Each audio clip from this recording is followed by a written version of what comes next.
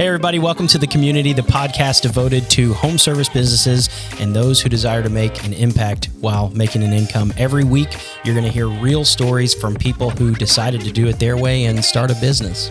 That's fun. And today's guest, this dude is like what do they call the serial killers? But they're not killers, they're entrepreneurs. Yeah. This guy has started at least a handful of businesses. Yeah, has a very impressive real estate portfolio. I would call him the real estate mogul of Branson, Missouri. Yeah, that was really good. Yeah. Your allergy game. My allergies are on point. Hey, also make sure you stick around for the whole conversation. At the very end, I'm going to ask our guest the question, what happens to you once you die? I'm just curious to see what his answer is. And then also, we're trying to grow this mindset of ministers in the marketplace. If you own a business, thinking about starting a business and want to understand leadership, marketing, sales, please like, subscribe, and share. Those are the conversations that we're going to cover. But what you often find out is the way a leader thinks ultimately determines what they do.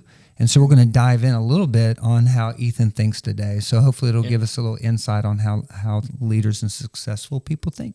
Let's do it. You want to bring him in? Yeah. Ethan, knock on the door, son. Why? What's up, guys? Yeah, that's usually... I'm just now realizing that we're all three doing the backwards hats, and I don't know if that you guys always do that. I don't know, but I just did that today, and My wife always tells me it looks better backwards than forwards, so I listen to her. Yeah, as you get older, it's good to wear hats, at least, as you get older. And so for me, the way the camera's set up today, if I wear a hat forward, the light kind of shadows, everything. It blocks everything out. Yeah, that's good. That's probably the main reason. Yeah. But Ethan, welcome to our show. Today, we're going to jump right into it. And I've got a very difficult question for you. Oh, man. Hitting it hard right off the rip. Who is Ethan Moore? That is a difficult question. Let's see.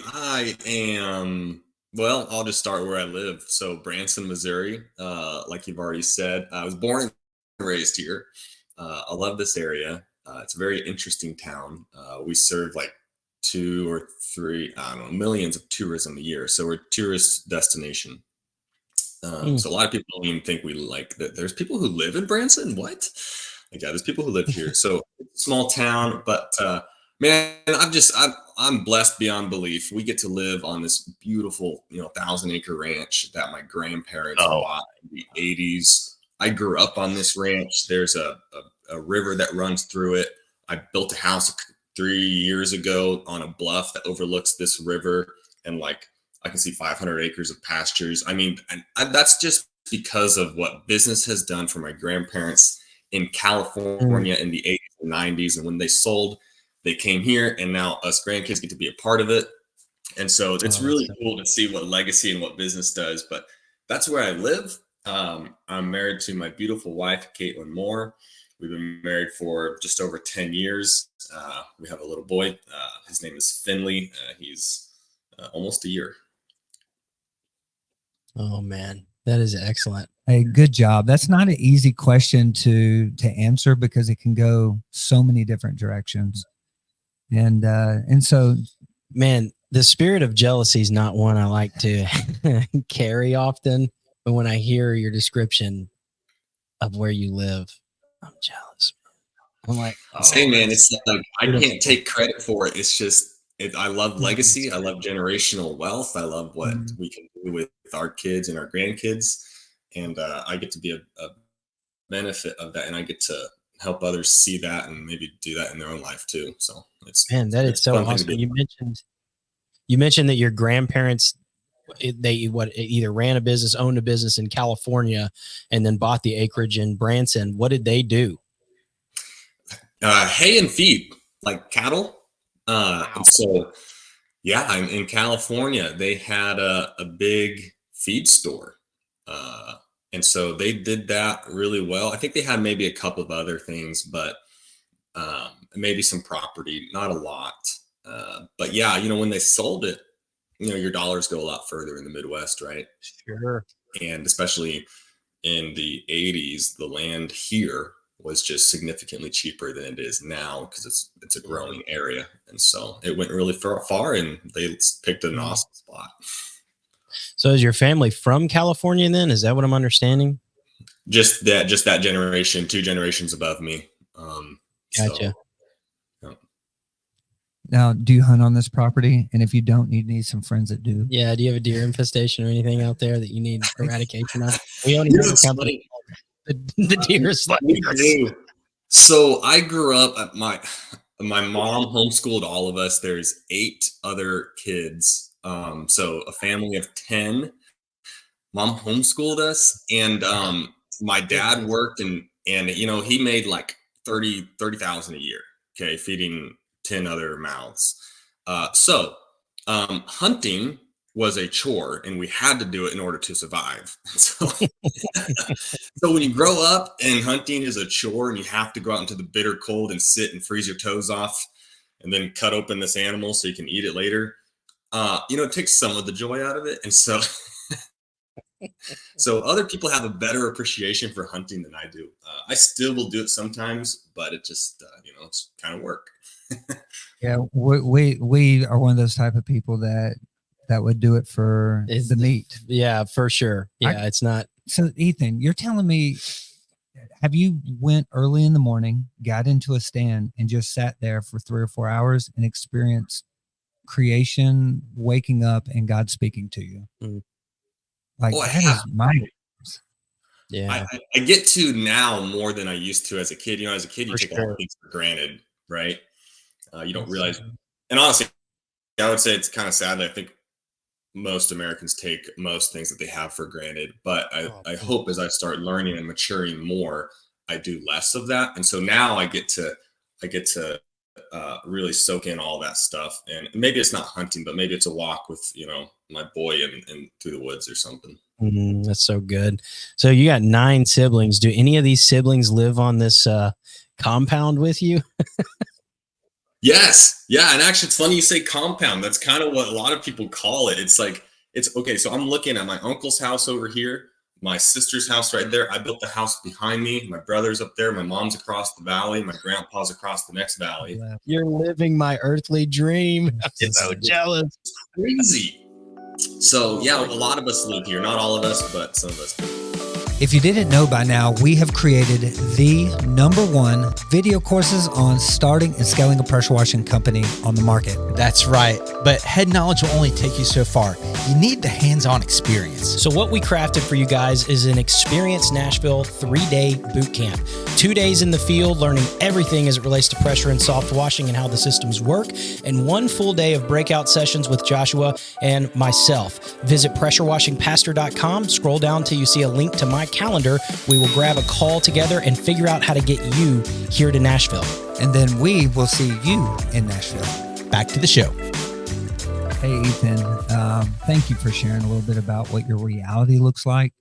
For all of us that don't live that life, we're like, man, how do we set that up for our family? Yeah, that's super good. The best way to look at this is to say, how do we become your grandparents? And man, that gives me chills. Yeah. And so the goal for today is really getting, I want you to share a little bit about what you're doing today. Just real quick, hit the businesses that you've started, any that you've sold, and kind of like what revenue or that you're willing to share.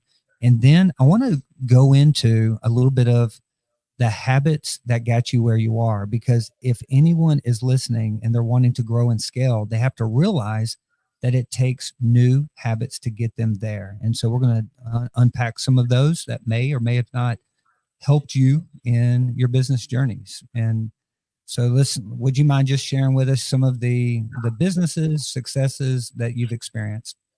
Yeah, thanks. And by the way, it's an honor to be here, guys. I appreciate it. This is fun. And so the first would be bubblegum machines when I was a kid.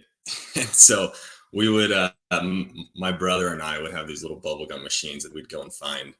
When you're 12 years old, it's an easier ask. I feel like people have a little more sympathy for you. But we put a few bubblegum machines, and the most fun thing about that business was like checking in on them every other month and like finding all these quarters. You're like, whoa, look at all these quarters. And you get to count them. It's amazing. So counting quarters was something we'd do every other month or so, and that was fun.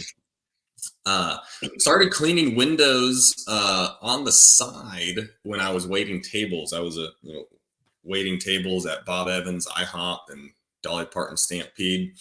And a buddy of mine used to clean windows when he was a kid, and he told me he made good money. I'm like, well, shoot, you made better money than I do sometimes waiting tables, and so let's go do this. So he helped me create a little flyer, and I just went door to door on the weekends and would knock on people's doors and say, hey, I think I know what I'm doing. Will you let me clean your windows? And so a couple of very kind of people would allow me to do that for them.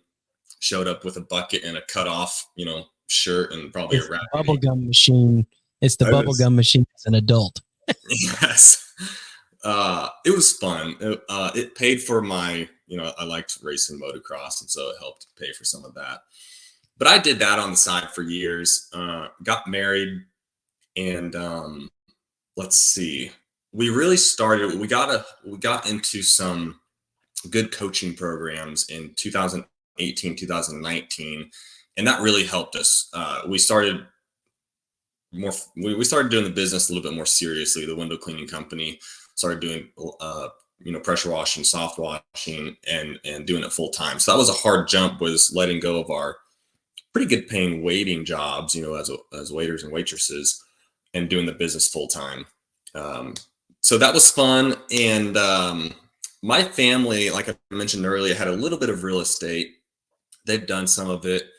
And so I saw the power of real estate, and I wanted to do that. And so we did buy our first house whenever we first got married, and lived in that for about a year. I convinced my wife, I was like, hey, we're not home very much. We're basically only ever home to like sleep and mow the yard because we were working so much. I said, let's rent the house out. Let's move into an RV. And we'll have some income off the house. We'll live in the RV. It'll be fun. We do it for 6 months or so. 5 years later, we're still in the RV. We have 3 or 4 more rental properties. And my wife is reminding me that we were only supposed to be in there for 6 months. And so it was a wild ride. It was crazy. But it allowed us to buy those other rental properties. I had a goal. I wanted 30 rental homes by the time I was 30, and I got 4 of them, and I realized I did not want 30 of them. Yeah. Like, this is a little bit too much work. I don't want to do 30 of these things. And so I started right there. What's that? I said, that is full-time right there. Probably more than that. Yeah. And it's, I didn't love dealing with the tenants and finding new ones and making sure you had great ones. And so I started looking into some other means of real estate, and we had done some pressure washing for a guy who owned a storage facility. And I was like, you know what? Storage is kind of cool. Like, people just put stuff in there. There's no toilets, there's no plumbing and no electrical. That sounds amazing. So I started reading about self-storage facilities, and I called this guy up. He owned, this one we had done some pressure washing for. And I don't know how I could get, this is a really cool story. I don't know how much time we have, but I just started making phone calls, and we did end up buying that one. And I can go into it if you like, but. Yeah, I kind of want to get into the real estate portfolio just maybe a little bit later on, because you at 30 years old have what I would consider to be a pretty impressive portfolio, just given just your age and the opportunities that you took. But I want to jump into the window cleaning. Are you comfortable sharing some numbers on the window cleaning? And you do pressure washing as well? Yes. Okay, so like window cleaning and pressure washing, is the pressure washing kind of on the side, or is the window cleaning on the side?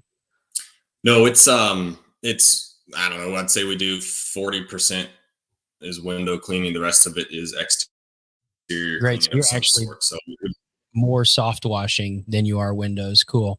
So what are you guys doing annually as of last year?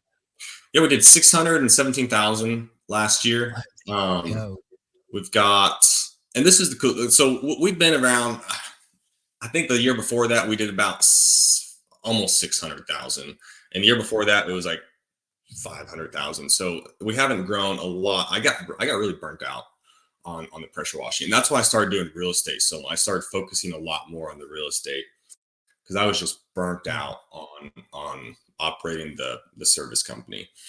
Last year, though, and this is really cool, and actually someone on your team, he reminded me, because he's a young guy, LeBeau, Josiah. Josiah. Yes.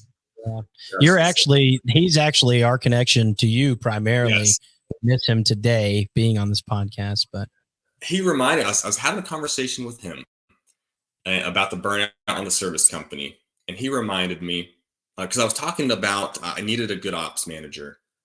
And I mentioned I had this kid who was working for us, and he was a great kid.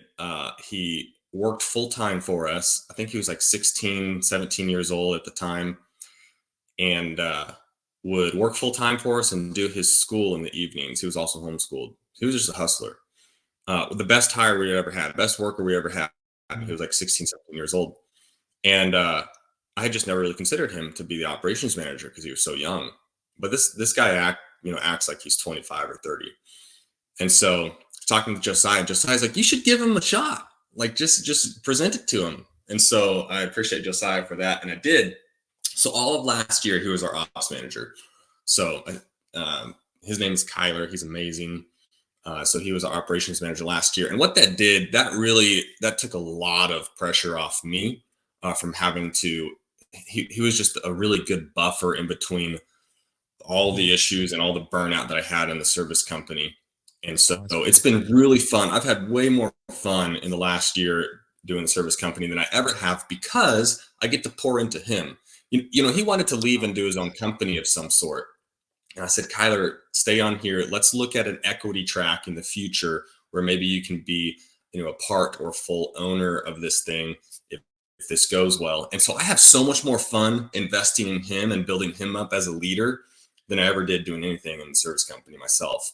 And so that's what I'm excited about moving forward. And with him, we're going to be able to easily grow because I couldn't grow it anymore. I was burnt out on it, but he's got this new fire, this new life that he brings. And we're just excited for what the next 5 years looks like. When I first started my own pressure washing business, I did not know what soft washing was, nor did I know marketing, sales, or even how to manage my finances. Take the guesswork out of it. We have taken all of the knowledge we've gotten and wrapped it into video courses. It's a 7-figure blueprint for a pressure washing company that you can get at pressurewashingpastor.com. Go there, scroll down to video courses, and purchase it. We guarantee you'll get the value or your money back. So go ahead and click pause, head over to the website. Now, unclick pause and back to your show. I want to make sure that we go back for a second. We won't labor there, but I want to give a shout out to your wife for putting up with 5 years inside of, you said, I know. And oftentimes when people see what you have today, they don't realize what you did to get there. That's right. Yeah. And so just a shout out to your wife, man, being loving and patient, and also the work and vision you put in to get where you're at today. And there's a lot we can actually learn from there. And then another piece that you mentioned inside here is that there was a pivotal moment in your company, 2018-19, that you ended up getting some coaching, some mentorship. If that event didn't happen, what do you think would have happened with your business? Man, that's a great question. I would hope that it would be inevitable that we would eventually get into some sort of coaching or good community.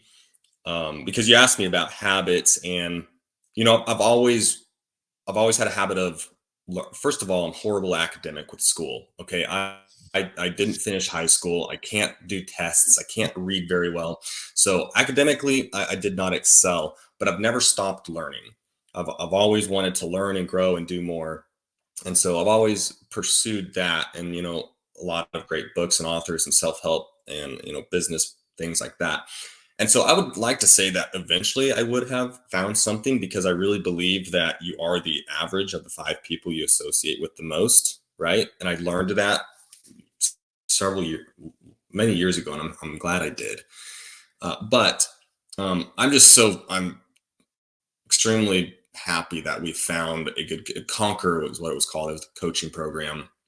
Brandon Vaughn started that. Got connected with Brandon Vaughn through the huge convention years ago. But so we started that, and that helped us significantly, right? Because I needed a good community of people who were doing like the things similar to what I was doing, and who were also on a path of growth. Because, that's the people I wanted to surround myself with. And so started surrounding ourselves around other great business leaders and entrepreneurs, and that helped us drastically. A lot of times I feel like the framework of what you just said can almost be missed with how often it is said. And it's a very simple, elementary based lesson of you are a culmination of the 5 people you're around the most. You literally took that framework like a math problem and said, I'm going to put myself around 5 or more people that are in the service business that desire growth, and boom, there you are. You're doing over 600K last year. And I want you to touch a little bit. So I don't want to breeze by that statement. If you hear that, and you're watching this, it's applicable. It's true. Ethan has done it. Now, you have, in the form that was filled out, you mentioned your profitability and your debt on the business. Can you share that a little bit? Because it is incredible to me. Yeah. Story it for us a little bit to put it in perspective. Say that. What about the story? Would you mind putting it in story where we can process with you the journey? Like, my assumption is as you've gotten older, your scale didn't double, but your profitability or EBITDA may had increased. And so I just want to hear that story and kind of understand, the journey like Brady had asked. Yeah, no, I appreciate that for sure. Yeah, we have actually, we just added one new truck and we did finance that. But besides I forget how much that truck was. We financed I think 15,000 of it. So besides one loan of 15,000, we have 0 debt on that company. And we've had little debts like that, but we try to pay it off as quickly as we can. So besides that 15K, we're debt free, which is incredible. It's just, dude, you have you don't have any of those burdens and restrictions of debt and having to pay and worry about that. So that's been really incredible. Our profitability, I'm not sure what I put on the form, but it depends how you look at it, whether you look at my salary and what we pay my wife. But let's say the salary that we do pay ourselves and all of the people who work for us, we're still profitable at I think it's about 19%. So the business is doing, what's that come out to, like 100, just over 100,000 or something? Yeah, probably close to 120. It might be in between 115 and 120 at that. Yeah. So we have our salaries. Yep. Thanks. Yeah. We have our salaries that we pay ourselves, which is, it's not high. It's not low. It's a reasonable salary. I think between me and my wife, the service company pays us, I think it's like 50,000 a year, maybe 60. And then we have that 110, 120,000 cash flow as well. And we dump all of that into real estate. Yeah, man, that is so beautiful. What a beautiful story, because it's, you had mentioned over the last 3 years, you've scaled by, tens of thousands each year, but it's not some crazy jump in revenue. It's just crazy sustainability and profitability, which is valuable, man. Super valuable. Hey, thank you for sharing that. I appreciate it. Yeah. Have you noticed that there's certain habits over time that you have to develop in order to succeed? Yes. The answer is for sure. So here's a question. Have you ever had a pivotal moment inside of your life or business where you realized you need to get clarity of your vision or your mission? Yeah, let's see. A pivotal moment where I needed to get clarity. Yeah. So let me unpack it like this. The number one habit of succeeding in life really does start with having a clear, desirable destination or a future. So having a vision, either as a man, a husband, a father, a business leader, you name it. But oftentimes it takes like a negative moment in time to help us like hit a moment. And you're like, wait a minute, I need to really find out my why in this moment. Have you ever hit a moment where you had to kind of like step back maybe do a vision document, a traction document, or some type of coach that said, hey, who do you desire to be? Where you desire to go? And you had to spend some time answering that question. I feel like I do that every day, or at least every week. I've always struggled with that because, and you hear it talked about a lot, and which is true. The Bible even talks about it, where where there's no vision, people perish. Yeah. And so but I've always struggled with that, and I still to this day, I will sit in my living room in the mornings and I will think about that. Where am I going? What is the vision? And I can't, and hopefully someday I can tell you exactly what it feels like. But I know this. I know that I have a calling on my life for business, that until the Lord changes it. I love business. I love entrepreneurship. I love marriage. And I love helping others. I love everyone has immense value that they can share, regardless of who it is. The guy who's been homeless for 10 years has value that he can share with the three of us here on this podcast. So we all have value to share. And I realize I need to do that and do more of that. And so I've always had this feeling inside of me to never leave anything on the table, right? To give life all that I have. And that can mean a whole lot of different things. And so for me, that means growing our companies as best as we can. None of what I have is mine. I'm just a steward. I'm a manager of it all. And it's exciting to manage it. And so I'm going to manage it to the best of my ability, and that might change. And so there's never been, as far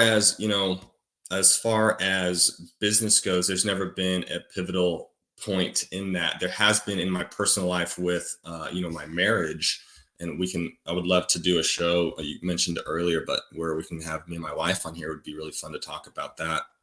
I think that would be impactful. But no, as far as one pivotal moment in business or entrepreneurship, I would say no. It's just always been this constant drive of not wanting to leave anything on the table, to give life the best that I have, and to help others do the same and share what I learned with others. So yeah, I'll give you a couple of, if you don't mind, I'll give you a couple of thoughts. First is that it doesn't always have to have clarity of business, but clarity of why.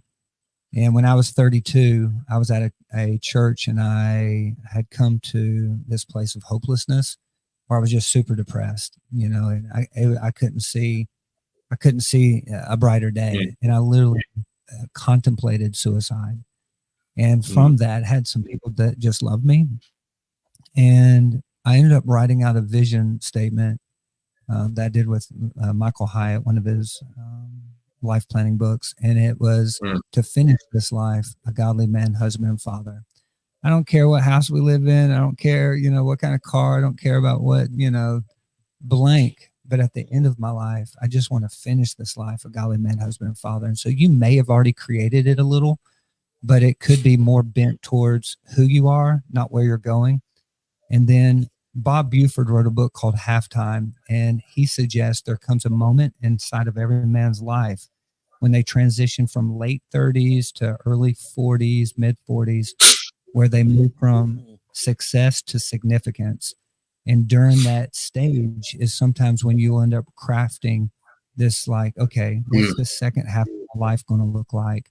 I've had success. I've made some money, but Jesus, what do you want me to do for the rest of this half, the rest of my half? And so I would encourage you, and I would be like, man, I guarantee you're going to chew on this after we leave today.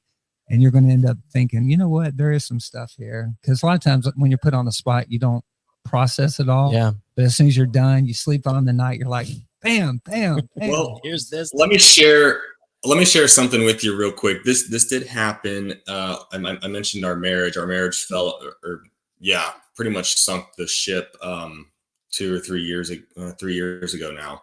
We almost separated. That's a long story, and there's a cool God story in that. However, through that, we got involved in a really good group, another mastermind that was really centered around the Lord and business and family. Anyways, that's when we learned to we call it our more family values. And so coming out of that, we made this into a plaque in our house, and we put it in our house. This is our more family values, and this is how we live. That's cool. I need the paragraph sounds better. So let me just go off of memory here. We are kingdom focused leaders who are generous, doing all things with excellence. We are disciplined and positive while maintaining grit and seeking adventure. And so the key words in there is kingdom focus. That was first.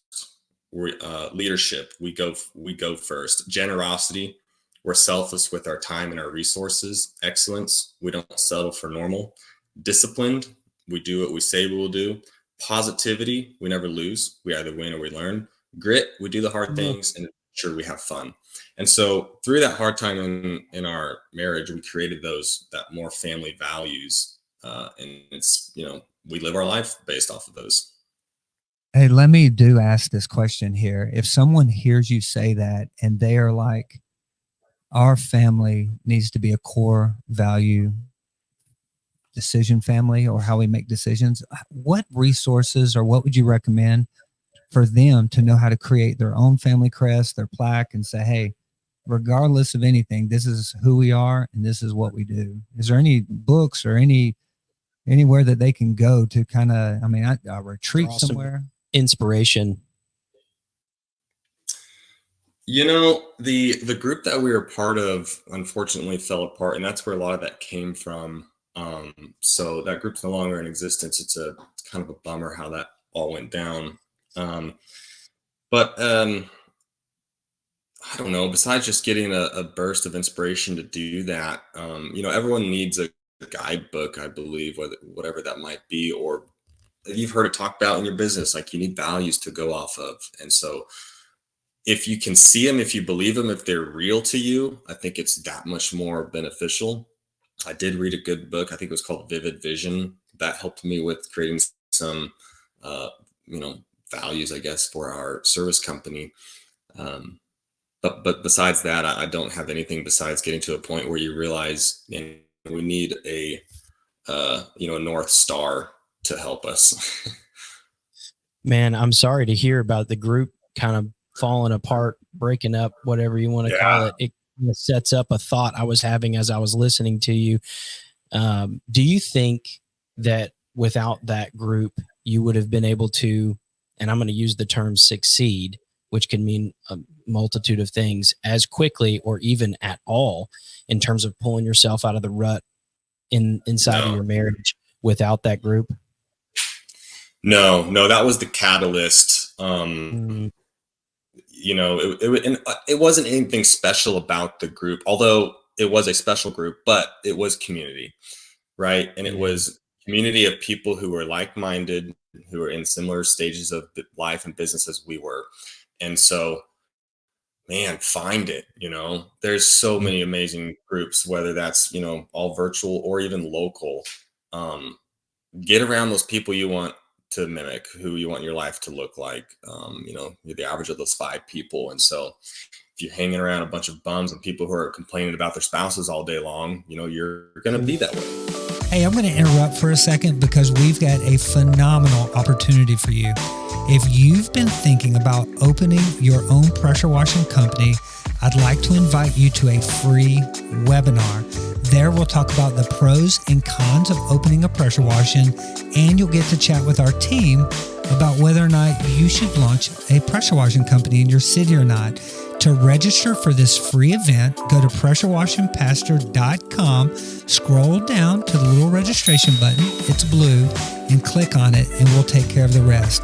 I look forward to seeing you there. Have a great day. Now back to our show. I'll give a little shout out to Better Man. It's an online, it can be online virtual, and there's also communities that are going through it, done by Robert Lewis. He also started Modern Day Night. They've actually got a hard challenge going on where you can go away for a weekend and you get put in a body bag and you experience just complete brokenness, where you come out of it and say, you end up defining your purpose. And so I know I saw there was an influencer. I don't know the guy's name. Everyone's, if you saw his video, you'd know it. It's like Bergedorf something or another. But So two things I wanted to point out was your alignments often determine your assignments. And so I've heard Yes. in your story, from business to marriage, everything changed as a result. You said you would find it out, but if our listeners are listening and they got a poor marriage or they're upset or mad or want to leave, don't blame the person that you're frustrated at. Start by submitting yourself to a group of people who can love you and encourage you to become a better man, a better father, better husband, or a better business owner, where it's not about what So they've good. not done or what they do. So, community is massive, because anyone that ends up listening to this today or someday in the future or watching, I want them to walk away with hope that there is hope for a better day, and that the life that they are experiencing today doesn't have to be the life that they experience tomorrow. And it often starts with dying to self, You're and so that's one of the first things. right. Yeah, you said it. Yeah. You said it. You said that this business ain't mine, which means, well, whose is it? Well, you surrendered it to somebody else and said, I'm just a steward of it. And so thank you for sharing that. Yeah, you're I feel so like right. It's Yeah, this could be a multiple episode session for sure. I feel like inside of your story, there's a lot of inspiration to people who are either starting a service business, in a marriage. I mean, it's all cultivated, and I think that we would be honored to have you guys back on and have your wife on. Yeah, you talked a little bit about not having a lot of debt. I want to ask the question for anybody that's listening. How do you start a business and not have a lot of debt? Because those that might have a vision of being their own boss or starting a window cleaning or investing in real estate, if you don't have a lot of capital, where can they go, or what would your recommendation be? That's a great question. Me and some buddies were talking about this the other night, and we kind of landed on the idea of anything worthwhile kind of seems like it takes 10 years to do. So, one of my more, we call it the more principles of finance, is you have to love delayed gratification. You have to love delayed gratification. You cannot want to get rich fast. So anything worthwhile is going to take a long time. And so, and some people's circumstances are different. Maybe they need to make X amount of dollars this year.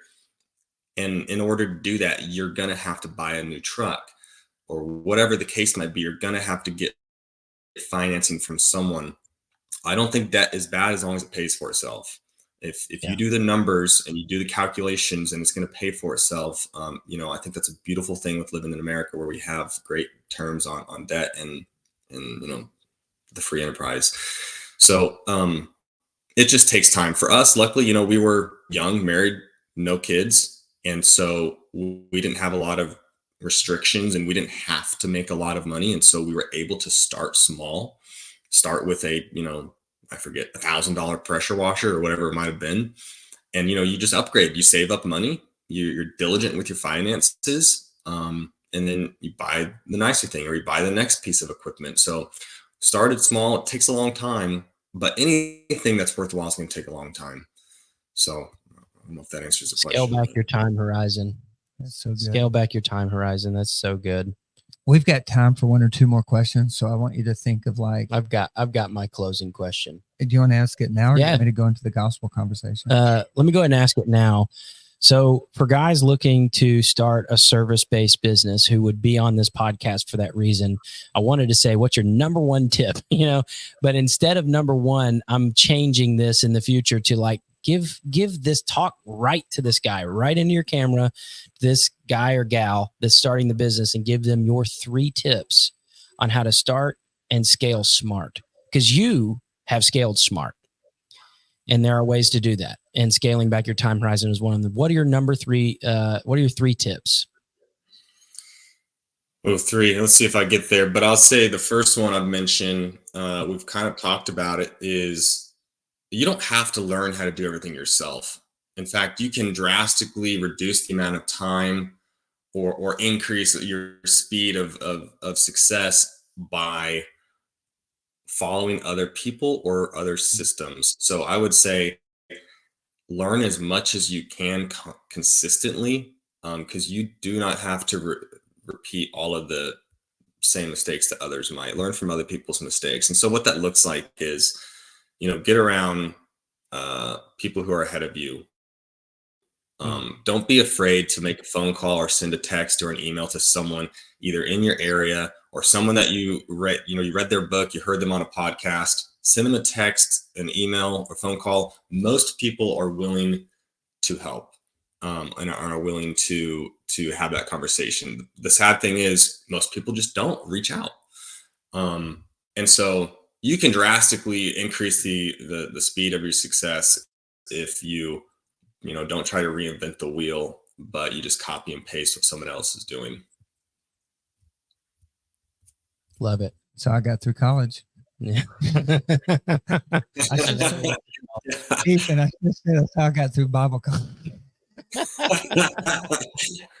Today, That's you awesome. get an AI assistant and they take care of everything. So, hey, I'm going to save our gospel conversation that we're going to have. I've shared in the past that we had a guy come down for a workshop, and I asked him to share his testimony with us. And he grew up in the church, went to multiple churches, but he never heard the gospel. And so I'm going to save that question for our next time that you and I connect with your wife, or next time you're on the show. And I want to hear that question of like, hey, what happens when someone passes away or dies? And then what is the gospel? What's the good news? Yeah, Such cool I want to unpack that in the future, because if we're doing this for us and not doing it for God, we may mess up. And at the end of it, it's just us. Yeah. And it's like at the end of the day, we've got to be doing something for better than us, You said take courage, man. You basically hit several of the habits that make someone successful. Limiting beliefs, like so good to say, hey, take courage to start a business, reach out. We'll put a shameless plug. If someone goes to pressurewashingpastor.com, we have video courses. And I would say the video courses that we did with Upflip are more value than I would ever want to give away in a video course. I really do. I can't believe we really operated that whole thing off of just trying to be giving. Yeah. That's amazing. We oftentimes, had an earthly brain, was like, are we saying too much? No, it's because you guys aren't living with the scarcity mindset, right? You have the mindset of more than enough. People who live with the scarcity mindset limit themselves. They think, oh, I can't share this, or I can't talk about this because there's not enough, or what if someone steals my idea? That is not how we should operate. That's how the world operates, and it's sad. But if we live with the mindset of more than enough, and we share value that we have, it'll all come back to us, tenfold. So, Ethan, if somebody wants to get in touch with you or learn about your business, maybe they have a customer or somebody that wants to learn a little bit more from you, where can they find you? What are your handles? Oh gosh, did I put them in the show note or the form? I don't think so. Okay. And if you did, we'll put them in the show notes, but also want an audio recording of like the name of your pressure washing window cleaning company, where they can maybe reach see out or learn more about you. Let's do email, because let's do an email. I do have an Instagram. I think it's at @ethanmoore invests. I do post on there. However, I send my post to my assistant, and then she throws it up there, and she does send me my messages. Smart. But I'm just not on any social media personally. Yeah. So at @ethanmoore invests, and you can find my wife on there as well. Follow her. She's incredible. She shares everything that happens in our family and our life. But to get a hold of me directly, send me an email to my personal email. I don't mind. It is w.ethanmoore@gmail.com. Awesome. We'll put those things in the descriptions too. Hey, Ethan, as we close today, I asked you how you were doing today. You said that you're like a 10, that you had a rough night with your son. I told, Brady, I feel like a 4 today, and I'd like to, if it's okay for us, just close in prayer, if that's all right. Yeah. And so is there anything specific that we can pray for you about? Well, let's see. Continue to pray. Prayers for. I'm new to being a father, right? And so I want to raise children who love the Lord and love their parents and respect their parents. And I think that's going to be a hard task. That's the next thing for the next 15 years. It's going to be a real challenge. And so just continue to pray for us as parents and as we go through that journey. That'd be incredible. Yeah, I'll take one of those too. I'll order one of those. Yeah. I was a family pastor, student pastor for 20 plus years. And, Wow. And I would say that, your desire to take care of them and be a good dad, in reality, God's going to use that child to refine you and to cut things off of characteristics that you're like, man, you learn so much about the nature of God by the years of having children and how patient God is with us. And so definitely do that. My advice to any parent would be kill anything inside your home that has the ability to influence their head, heart, or hands. And I mean that. If you've got habits in your life, you've got junk in your home, get rid of it. Because if you were 20 years down the road, you would never have thought that the choices that you have such the impact on your home. And so make sure you take inventory and kill anything that has the ability to kill your legacy or destiny. So let's pray. Father, we love you. We thank you for another opportunity to share a show about, ministry in the marketplace, or open a home service business, or how to get networking and how to go through struggles, God. And I just thank you for the gift of being a father. It's the one title that we get to share with you. And so, Father, we ask that you would help us to be changed more into the likeness, into the image of your Son, by the way that we love and we kill anything that might have the ability to affect our family. That's in Christ's name I pray. Amen. Amen. Ethan, you are an inspiration. Thank you for being here. Thank you for being who you are. And honestly, thank you for being in our circle. I feel like we're all better people having been able to talk to Ethan Moore. Yeah, I feel the same. Thanks, guys. This has been great.